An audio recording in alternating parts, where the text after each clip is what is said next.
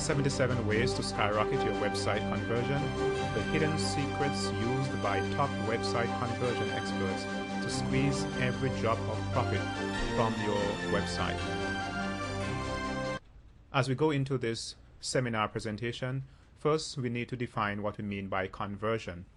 And simply, conversion is getting your visitor to take a predefined action, getting your visitor to take whatever action you want them to. This could be to place an order, to sign up for your e-zine, to click a link, as in the case of an email, to enter a contest, to fill out a survey. But whatever the action is, that is the purpose of your website, to get your visitor to take that action. And we can say, therefore, that a conversion has taken place after the visitor has successfully taken that action. Now, you may be generating a ton of traffic, but if your visitors are not taking that predefined action, if they are not doing what you want them to do, it's a big waste of time and money. So we are going to be discussing, therefore, then, in this seminar, how you can design your website in such a way that you will convert your visitors into action takers. Now, first we need to realize that the conversion power of your website is the real key to unlocking your business profit potential. Now, it will be helpful for us to see why conversion is so important and why designing your website so that it converts well is so pivotal to your online business success. Now, first, let's take a look at the typical online business setup. First, we have your website here, and you have traffic coming whether from the search engines, whether pay-per-click or from organic searches, coming to your website, or from affiliates. But simply, you have a website and you want traffic coming to your website. Those visitors coming to your website now, you need them to take a particular action. When they have taken that action, we say that conversion has taken place. And for this seminar, we are going to be looking at conversion as simply being the visitor making a purchase, therefore you making a sale. Now, we have already defined that conversion means simply more than a sale, but just for simplicity, we are going to be looking at conversion as resulting in a final sale. Now, a clear illustration of the importance of conversion, I think, comes from the oil industry. Now, you may have a well that is producing millions of barrels of crude oil per day, but if you are not able to convert that crude oil into a saleable product, it means therefore then that the amount of money that you're going to make would be diminished. In other words, then, not only do you want to be able to be producing a lot of oil, crude oil, but you also want a refinery that would be working at a potential such that you'll be able to produce as much or convert as much possible of that crude oil into a saleable product. And the same goes for your website as well. Now, let us take a quick example here, and it's going to illustrate the difference between working on your business such that you get more traffic compared to that of increasing the conversion power of your website. Now, we're going to look at a typical scenario. Now, imagine that your website is doing, say, 2%, and you are converting at 2%, meaning that for every 1,000 visitors that comes to your website, you're making 20 sales.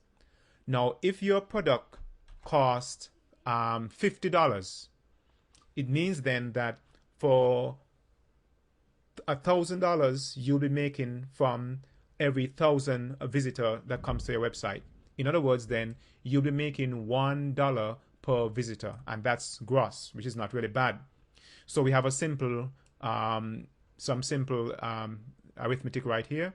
You have a 2% conversion, 20 times 50 equal $1,000 per 1,000 visitors that come.